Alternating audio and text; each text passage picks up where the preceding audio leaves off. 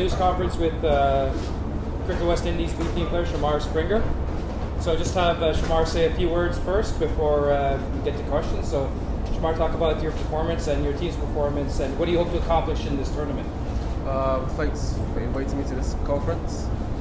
I thought today we had a pretty solid game after we had a shaky start, but we managed to pull it back pretty well and it became easier for us at the back end of the bowling.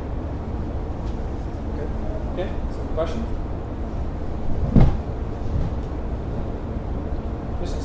Just start off with your media organization and where you're from. This is Umang from First Post. So you were part of the West Indies winning squad and you took West Indies into the final by hitting 62 runs against Bangladesh in a thrilling semi-final. And today, like in between 17th to 19th hour, you lost 3 wickets in 9 balls. So what was going on in your mind, like batting with talent? But I always had trust in my teammates. I always had trust in myself as well. But I just played it as I saw it, and I just did what was needed to be done in that moment of time. Okay. Next question, Colin. What was the tactics with Coach Bramble in deciding to open Williams? And when you guys were up in the dressing room watching Nicholas and Bramble, how confident were you that they were going to take it? Well, for Bramble, he's not really a natural opener. He was just put there, and that was good that he showed the maturity and he went out there to bat. But after we saw the first 2 overs, we felt pretty confident that we could get the total. Just needed to maintain a good run rate, and we knew we could come close and even win.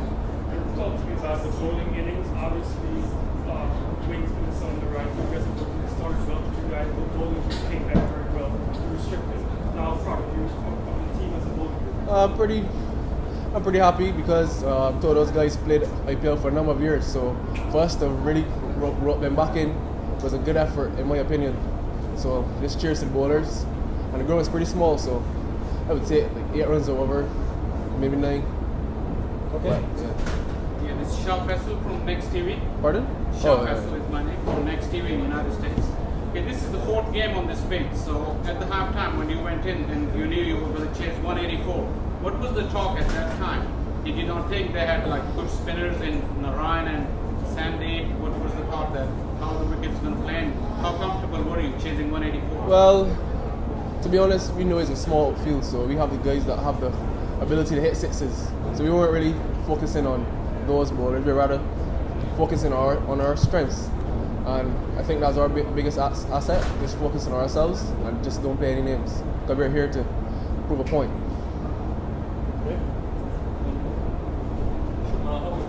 As someone who would have played in the CPL, explain to us how does the global T20 conspire to of you in that atmosphere and stuff? To be honest, I was a bit more nervous because there's no restrictions on overseas players, so it's basically we're playing against the best international players in the world.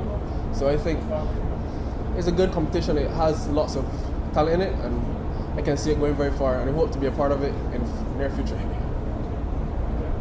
Hello, I'm Dr. Adnan Khan from Matchpoint, Dubai and Canada.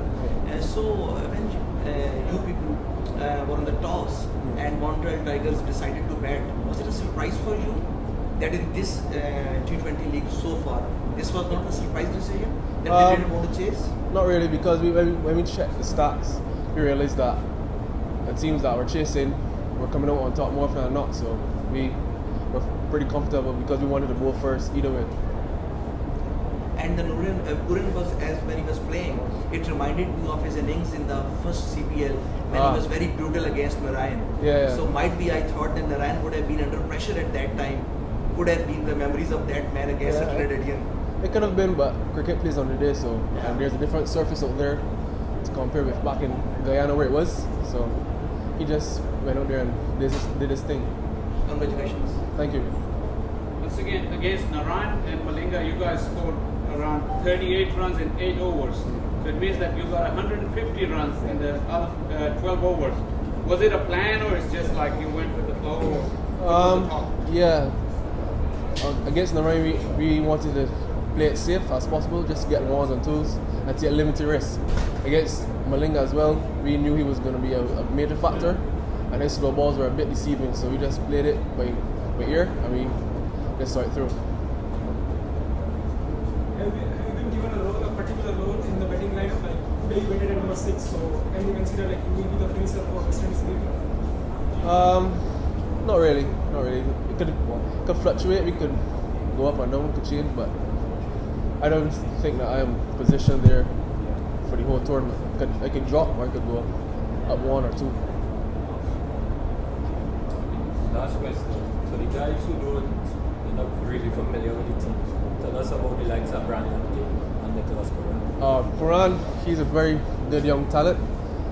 He's one for the future as well as Brandon King. Puran he has over 50 2020 games already. He played in IPL, well, he was in IPL, Bangladesh Premier League, CPL, so he has a lot of experience for his young age. Brandon, he plays with the St. Kitts and Nevis Patriots, and he plays a couple of games at home. He got some scores last year, so he's one to watch as well. I don't want to say too much. Last question. Sayyid from Pardon? My name is Sayyid from the newspaper here. What would be your next strategy that will depend on the what should be your in your mind when you opted to play here? You don't have any single player which can be game changer.